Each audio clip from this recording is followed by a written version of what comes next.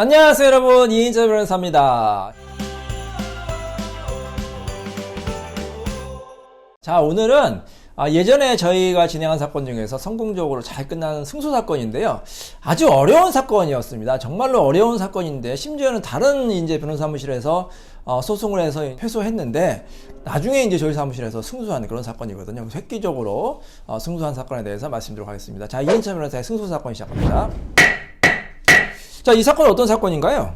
사건 내용은 다음과 같습니다. 네. 사무실을 찾아오신 원고 네. 남편분입니다. 남편분이죠. 예, 남편분은 사회 지도증 인사셨고요. 네. 상대방 아내와 별거를 하였습니다. 네. 예, 별거 후에 다른 사람을 만나서 네. 자녀까지 두게 되었습니다. 자녀까지 나오셨구나. 예, 이에 이제 상대방 피고가 직장에 찾아오게 되었고요. 네, 직장도 찾아오고. 이에 이제 원고 측은 소송을 먼저 시작을 했는데 네. 처음에 기각이 되었습니다. 네. 예, 그래서 이후에 다시 사무실 찾아오셔서 소송을 하였고 좋은 결과를 이끌어낸 사건입니다. 그렇구나. 자, 이 사건도 이제 기억이 나요. 굉장히 어려운 사건이죠. 홍이상님이 잘 설명을 해주셨는데, 제가 다시 한번 간단하게 말씀드리면, 이제 남편분인데, 사회에 이제 굉장히 이제, 지도층 인사인데요. 이제 하여튼 여러 가지 이유로 이제 그 아내분과 결혼 생활이 힘들었는데, 특별히 누가 잘못한 건 아닙니다. 남편이 잘못하거나 아내가 잘못한 게 아니라 여러 가지 문제로 이제 힘들어해서 별거를 하게 됐어요. 별거를 했는데, 사람이다 보니까 별거 하다 보면 이제 별거가 오래되다 보면 다른 사람을 이제 만나게 되는 경우가 이제 가끔 있거든요. 그래서 이분이 이제 다른 여성을 만나게 됐어요. 물론 그 전에 아내한테 이제 여러 차례 이제 이혼을 요구했겠지만 아내가 안 해줬겠죠. 그래서 이제 어쩔 수 없이 이제 별거 생활을 오래 하다가 다른 여성을 만나서 그냥 가정을 꾸린 거예요. 어떻게 보면은. 그러니까 사실상 이제 여성과 이제 결혼 생활을 한 거죠. 혼인 생활을 해서 애까지 낳았어요. 애까지 낳았는데, 그럼 어떻게 해야 되겠습니까? 만약에 홍이상, 그러면 안 되겠지만, 만약에 이런 입장에서 다른 여성과 이제 동거를 해서 애까지 낳았다. 원래 그 전처와 본부인과의 결혼은 유지가 됐어요, 법적으로. 어떻게 해야 될까요? 본부인과의 관계를 빨리 청산을 해야죠. 그렇죠. 빨리 청산을 해야죠. 모두를 위해서 그게 다 어떻게 보면은 그렇게 해야 되는 거 아닙니까? 근데 본부인이 이혼 안 해줘요. 그럼 어떡할 거예요? 이혼이 될 때까지 계속 소송을 해야죠. 만약에 그러면 김대리 입장에서 이제 민감한 질문이긴 한데, 이런 상황이야. 그러면 김대리가 만약 본부인이에요. 그럼 어떻게 할 거예요? 남편은 계속 찾아서 이혼해달라고 하는데 나는 이혼하고 싶지 않아. 어떻게 할 거예요? 저는 하고 싶을 것 같아요. 하고 싶- 이분은 하고 싶지 않아 해서 이제 이혼을 이제 원치 않으셨으니까 계속 버티셨던 것 같아요. 그래요. 근데 사실 이 아내분을 탓할 수는 없어요. 이거는 본인의 가치관이니까. 요즘에 젊은 세대, 이러고 왜 사느냐. 그냥 쿨하게 그냥 헤어지는 게 낫지, 이렇게 생각하는 분들이 많죠. 요즘 젊은 세대. 근데 이제 또 연세가 드신 분들은 이제 굉장히 또 어떻게 보면 뭐라 그럴까. 본인의 그런 가치관, 사회적인 또 체면이라든지 문화, 이런 게 또 중요하잖아요. 그래서 나는 이혼하고 싶지 않다. 이혼녀라는 게 싫은 거예요. 그리고 그냥 가정을 지키고 싶다.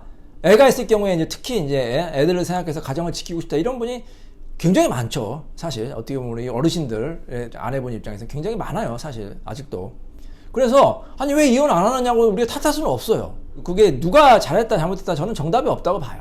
다만 이제 이게 제가 이제 항상 강조드리는 이제 유책주의, 파탄주의 문제로 다시 가는데, 선진국은 다 파탄주의라고 했죠. 이런 경우에도 이혼하라고요, 선진국은. 왜 하라고 할까요? 어차피 결혼은 파탄 났습니다. 그리고 이제 전 남편은 이미 떠나서 다른 여성과 자녀까지 낳았습니다. 그러니까 지금 아내로서는 의미가 없는 거죠, 이 결혼. 그렇죠. 그러니까 이제 어떻게 보면 이제 서양, 이제 대부분의 선진국 서양은 이제 실용주의잖아요. 실용주의, 개인주의가 발달했으니까. 아니, 개인의 행복이 이미 끝났는데, 파탄됐는데, 이게 혼인생활을 유지할 실익이 없다. 실용주의 입장에서 이제 그렇게 대부분 생각해서 대부분의 나라들, 선진국들은 이제 이혼하라. 이렇게 이제 결정을 내려요. 한 명이 반대해도. 근데 우리나라는 아직까지는 그 실용주의보다는 뭐라 그럴까, 그런 정서, 체면, 아직도 유교적인 그런 간섭이 내려오는 것 같아요. 그래서 웬만하면 이혼하면 안 돼. 특히 이제 여성 축출하는 경우가 있을 거예요. 조선시대에. 이게 이제 조선시대까지 올라가는데, 조선시대에 이제 남자들이 이제 여성 애 못 낳으면 막 그냥 쫓아냈죠? 그걸 축출을 한다고 하거든요. 축출 이혼이라는 그 제도가 있었어요. 그게 아직까지 남아있어요. 그런 사상이. 남자가 잘 나가면, 아내가 이제 조강지처 아내를 버린다. 그래서 그거는 나쁘다. 왜 조강지처 아내를 축출하느냐? 그러면 안 된다는 사상이 아직도 남아있어, 우리나라에는. 그게 옛날에 그 잔재예요. 조선시대 잔재인데, 그래서 이제 아직 유책주의가 인정이 되는 거 아닙니까? 대법원에서도 이제 한 표 차이로 통과가 안 됐죠. 파탄주 넘어갈 뻔 하다. 그래서 원칙적으로는 이런 경우에 유책 배우자 이혼 청구는 안 되는 거예요. 아니 남편이 나가서 다른 여자 만나서 바람 펴놓고 심지어는 혼외자까지 났는데 어떻게 이혼하느냐? 본부인 불쌍하지 않느냐? 본부인은 한을 풀어줘야 된다. 그래서 제가 이제 만나본 이제 강의하다 보면 많은 분들이 어떻게 해요? 우리 홍 교수 잘 아시죠? 제가 이제 이런 거 강의할 때 꼭 설문조사 하죠. 거기 강의하는 사람 100명, 200명 정도 물어봐요. 이런 사건에서 과연 이혼해야 될까요? 말아야 될까요? 근데 굉장히 놀라워요. 뜻밖의 결과예요. 저는 많은 여성분들이 이혼하면 안 된다고 해서 손들 줄 알았죠? 근데 어떻게 됐죠, 결론이? 저희 강의에서 실제로 물어보면? 이혼해야 되겠다는 사람이 굉장히 많습니다. 그렇죠. 그리고 가면 갈수록 많아지는 거. 점점 많아져요. 그래서 뭐 어떤 그 지역에서는 거의 뭐 80%, 90%가 이혼해야 된다고 해요, 실제로. 그러니까 이제 한국의 정서도 실용적으로 가는 거죠. 네, 제가 뭐 괜히 빈말하는 게 아니라 제가 이제 파트너주의 주장하기 때문에 그런 게 아니라 실제로 이제 홍 이사님이 이제 증인이에요. 제가 강의에서 꼭 물어보거든요. 그러면 정말로 뭐 어떤 지역은 이제 뭐 과반수, 그래서 막 50에서 60% 정도 이혼하라고 하죠. 어떤 지역은 정말 80에서 90% 압도적으로 이혼하자. 더군다나 특히 여성분들이 더 이혼해야 된다고 주장하는 경우가 굉장히 많아요. 그래서 우리 이제 판례도 어떻게 보면 이 국민 정서를 좀 반영해야 되잖아요. 제가 이제 이 강의하는 거를 좀 설문조사하는 거를 우리 판사들이 좀 알았으면 좋겠어요. 그래서 상당수의 국민들이 이런 경우에는 결혼이 의미 없다, 이혼하는 게 맞다. 거기에 여론이 이제 형성되고 있다고 말씀드리고 싶습니다. 자, 그래서 이 사건도 마찬가지예요. 법원에서도 결국에는 이혼하라고 판결 내렸어요. 근데 이게 꼭 뭐 정서적으로만 그런 게 아니라 법적인 근거도 있어요.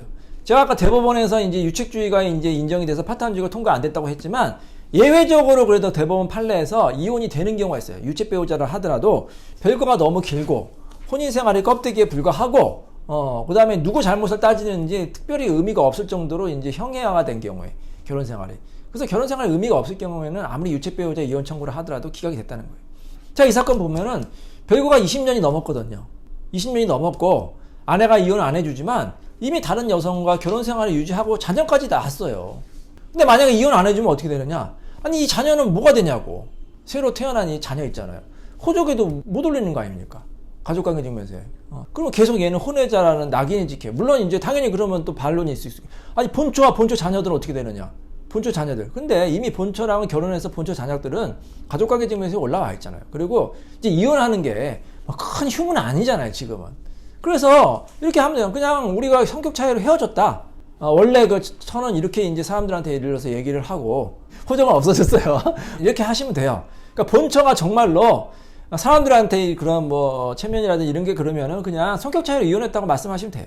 근데 이제 이 혼외자 같은 경우에는 나 혼외자입니다. 이렇게 말할 수는 없잖아. 그래도 아직까지는 많이 이제 사회가 바뀌었다고 해도 혼외자라는 낙인으로 평생 살아가는 거 너무 가혹해요. 그리고 이미 이 가정은 깨졌고 남편이 다시 집으로 돌아갈 가능성은 거의 제로예요. 이런 사건에서 있잖아요. 유책 배우자라서 만약 이혼 청구이 기각이 됐잖아요. 남편이 집에 돌아가요. 너무 유명한 그 영화 감독 사건 알죠? 기각됐죠? 집에 들어갔어요? 안 들어갔잖아요. 저희도 보면은 100건이면은 물론 이제 100에 1명은 이제 집에 들어가는 경우가 가끔 있는데 99명은 집에 안 들어가요. 계속 소송합니다. 이혼될 때까지. 이 사건도 마찬가지. 이 남편분이 처음 소송한 게 아니라고 그랬죠. 예전에 소송을 했어요. 소송을 해가지고 몇 차례 했는데 다 기각이 됐어요. 예전에. 유책배우자 기각. 근데 나아진 게 없거든. 그래서 이제 진짜 마지막 희망의 끈이라도 잡으려고 저희 사무실에 왔어요. 근데 이분은 큰 기대 안 하고 오셨죠. 큰 기대 안 하고 정말 너무 어려운 사건인데 이인철 변호사님 명성 듣고 왔습니다. 그 부인분을 같이 왔어요. 같이 사는 부인분하고. 그냥 부부야. 현재 부인. 그냥 뭐 20년 동안 그냥 한 집에서 살았는데 뭐 그냥 부인이죠, 부인. 사실상 부인이죠. 그러니까 전 부인이 본처가 이혼을 아직도 안 해주는 거예요. 20년이 넘어서. 물론 본 부인도 굉장히 억울하겠죠. 정말로 이제 뭐 본인이 고생해서 이제 잘 살려고 하는데 남편이 이제 집을 나가가지고 다른 여자 만나서 동거하고 혼외자까지 나 얼마나 사실 본처 부인에서 괘씸하죠. 근데 괘씸하다고 해서 이게 해결되는 게 아니라 본처가 괘씸하다고 해결되는 게 아니죠. 왜냐하면은 본처가 이혼을 안 하면 위자료 재산분할을 못 받아요, 법적으로. 그렇잖아요. 법적으로는 이혼해야만 위자료 재산분할 받고. 그러니까 아내가 10년, 20년 동안 계속해서 분한 마음을 갖고 그냥 사는 거야, 평생. 이혼 안 하면. 돈도 하나도 못 받고. 그래서 결국엔 다 불행하거든요. 이혼 안 하면 본처도 불행하고, 남편도 불행하고, 후처도 불행하고, 혼외자도 불행하고, 다 불행해요. 근데 만약에 이혼하면 어떻게 돼요? 이혼하면 본처는 처음엔 불행하겠죠. 왜 내가 이혼하는다. 근데 어떻게 돼요? 시간이 점점 지나면 시간이 약이란 말이 있잖아요. 이 본처도 어떻게 될까요? 처음에는 힘들었지만 그 다음에는 점점 마음이 편해져. 그냥 이혼했구나. 적응하고 그리고 재산분할도 또 많이 받고 그런 경우에 또 법원에서 위자료 재산분할 또 통상적인 경우도 많이 인정해 주거든요. 그럼 재산분할 받고 또 혹시 알아요? 또 좋은 남자 만나가지고 또 재혼해가지고 잘 사는 경우 있을 수 있잖아요. 그럼 어떻게 돼요? 시간이 지나면 지날수록 이제 본처도 마음의 안정을 갖고 예를 들어서 새 출발하면 행복해질 수 있고 이 남편도 본인이 잘못했지만 어찌됐건 원래 있던 가정을 이제 정상적인 가정으로 유지하고 혼외자가 이제 드디어 딱지 벗는 거 아닙니까? 얼마나 감격스럽겠어요. 혼외자 입장에서는 아버지 이제 가족관계 증명서 딱 올라가니까. 그래서 모든 문제 해결돼요. 이게 시간이 되면 아시겠죠? 이혼이 되면 물론 처음에 본처는 힘들지만 시간이 지나면 적응된다. 그리고 모든 문제가 해결된다. 근데 이혼이 안 되면 모든 문제가 해결이 안 되는 거예요. 그래서 제가 그래서 선진국이 파탄주의로 갔구나. 그래서 파탄주의를 적극적으로 주장하는 이유가 바로 이겁니다. 이 사건을 보면 알 수가 있어요. 사람이라는 거는 적응의 이제 존재 아닙니까? 적응할 수 있어요. 적응할 수 있어서 우리 아내분도 어찌됐건 남편이 마음속으로는 당연히 미안한 마음이 있겠죠. 마음속으로 미안한 마음이 있을 겁니다. 미안한 마음이 있기 때문에 또 아내의 행복을 또 기원한다 이렇게 생각이 됩니다. 자, 아시겠죠? 어찌됐건 부부간에 서로 이제 너무 안 맞으면은 이제 원만하게 이제 이혼을 하는 게 좋고, 만약에 이혼이 안 되면 부득이하게 저희 같은 전문가 찾아오시면 이제 새로운 길이 보이고 해결책이 보이니까 적극적으로 와서 상담 받으시기 바랍니다. 이 사건 제가 안 보여드렸죠? 제가 안 보여드렸죠? 실제 사건입니다. 제가 서울가정법원의 사건이 굉장히 어렵게 저희가 이제 승소한 사건입니다. 원고 남편분의 소송 대리인 법무부인 리. 자, 결론이 어떻게 됐죠? 원고와 피고는 이혼한다. 저희가 그래서 아주 어려운 사건을 승소한 그런 사건이었어요. 근데 변호사님, 네. 이렇게 어려운 사건을 네. 어떻게 해서 뒤집고 좋은 결과를 이끌어내셨습니까? 글쎄 말이에요. 저희도 굉장히 이게 이 판결을 보면서 와 정말 이제 어려운 사건 저희가 이제 승소했구나 그런 생각이 드는데, 이런 어려운 사건 사실 승소하는 건 굉장히 어렵죠. 승소하기는. 그래서 굉장히 노력을 많이 해야 돼요. 일반적인 사건, 일반적으로 예를 들어서 증거가 충분하다.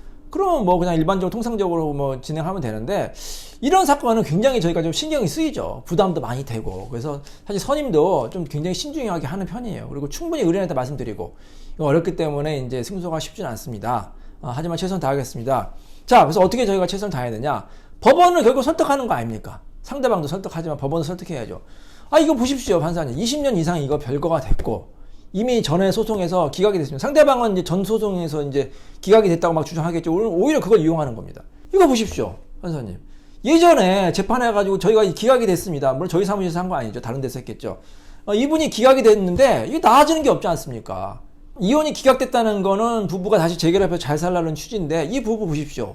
이 부부가 다시 재결합이 됐습니까?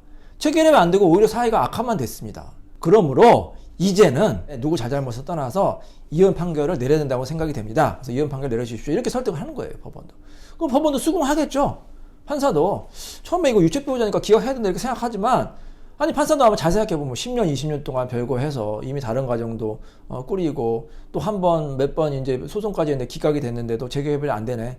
그러면 이제는 이혼을 해야 되는 게 맞겠구나 이렇게 생각이 들 거 아닙니까? 그래서 항상 법원을 잘 설득하는 과정이 필요하다 이렇게 생각이 됩니다. 이제 1심에서 패소가 됐죠. 저희 사무실에서 한 게 아니에요. 다른 데서 이제 한 거였는데 패소가 돼서 기각이 됐는데 항소를 안 했거든요. 근데 이제 만약에 그분이 찾아오신다.